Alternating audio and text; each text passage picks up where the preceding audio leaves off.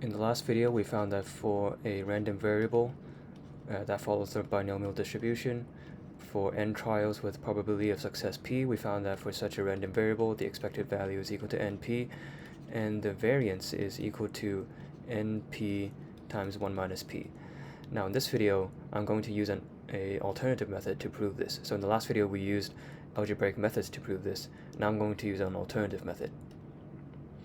Now the key thing to note is that for the random variable x, we can break this down into the sum of n different random variables, and each of these random variables will be a Bernoulli random variable. So what this means is that for this random variable, this is a binomial distribution. This random variable follows a binomial distribution for n trials with probability of success p. Now these Bernoulli random variables, these are essentially the same thing as a binomial distribution, except that for the number of trials is just equal to 1. So it's just one trial with the probability of success equal to p.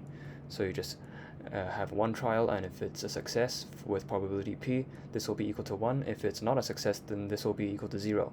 So for such a random variable, so for one of these random variables, the expected value is just equal to, first of all, for probability p, it's equal to 1, and then for probability 1 minus p, it's equal to 0. So the random variable, the expected value is just equal to p. And then for the variance of such a Bernoulli random variable, this is just equal to the expected value of the random variable squared minus the expected value and then squared. Now for this value here, for with a probability p, x is just equal to 1, so x squared is also equal to 1. So this is equal to 1 with probability p, and with probability 1 minus p, this will be equal to 0 when it fails. So we have 0 times 1 minus p. And then for this term over here, this is the expected value, which we found is equal to p. So this is just subtract p squared. So we have p minus p squared. So we just have p times 1 minus p. So for each of these individual random variables, the expected value is equal to p, and their variance is equal to p times 1 minus p. And the key thing to note is that once we gather all these random variables and add them together, now also we're assuming that all these random variables are mutually independent. Once we add them all together, essentially we have the same thing as the binomial random variable for n trials. So each of these random variables is just one trials. Once you add them all up, if you add n of them up, you just get a binomial random variable for n trials.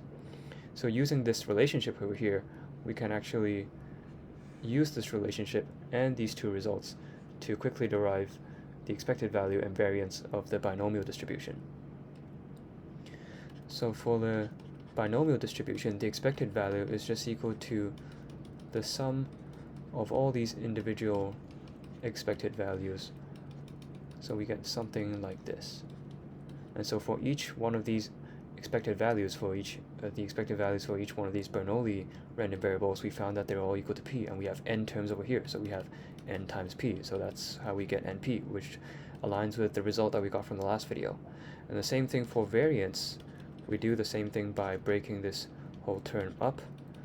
So we have n terms, and because all of these terms are mutually independent, we can actually break the brackets apart like this. So we have the sum of the variances of all the individual random variables. So if these terms are not mutually independent, we will have other covariance terms, but since they are all independent, all the covariance terms are equal to 0, so we're only left with these components over here. And once again, we have n of these components, and each one of them are equal to p times 1 minus p, so we just get n times p 1 minus p, and this also aligns with the result we got from the last video. So this is an alternative proof of these two results by decomposing the binomial random variable into the sum of n different Bernoulli random variables.